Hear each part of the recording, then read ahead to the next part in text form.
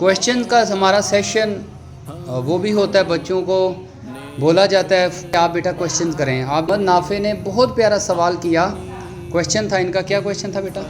अगर अम्मी अब्बू दोनों पानी मांगे तो पहले किसको दें? अम्मी अब्बू एक ही वक्त में पानी मांगे तो पहले किसको देना चाहिए? प्यारे बच्चों, आप सोचकर बताएं, पहले किसको पानी देना चाहिए? क्यों?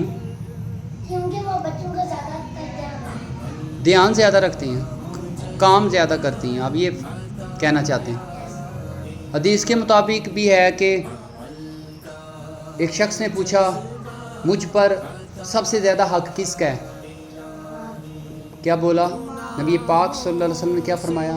माँ का। कितनी मर्तबा? 3 मर्तबा। और चौथी मर्तबा क्या?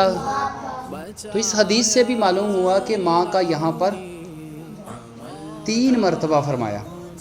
जन्नत माँ के, और ये भी याद रखिएगा, बाप जन्नत का दरमियाना दरवाज़ा है। The father is the middle door of haven, paradise. ये भी याद रखना है। और फिर एक शरई मसला यहाँ पे सुन लें बेटा।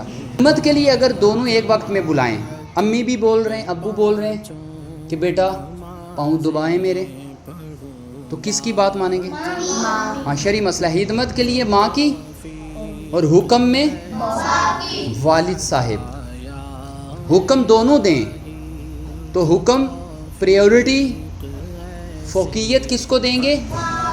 बाप को देंगे। मगर ये बात भी याद रखिएगा, अगर वालिद साहब गुनाह का हुक्म दे रहे हैं, कह रहे हैं बाहर जाएं, बताएं कि मैं घर में मौजूद नहीं हूँ, ये हुक्म कर रहे हैं बच्चों को।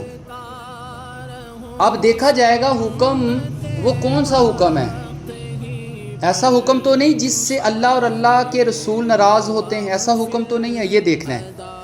अगर दोनों हुक्म अच्छे हैं तो फिर किसका हुक्म मानना है? बाप का हुक्म मानना है। समझ आ गई इस शरई मसले की?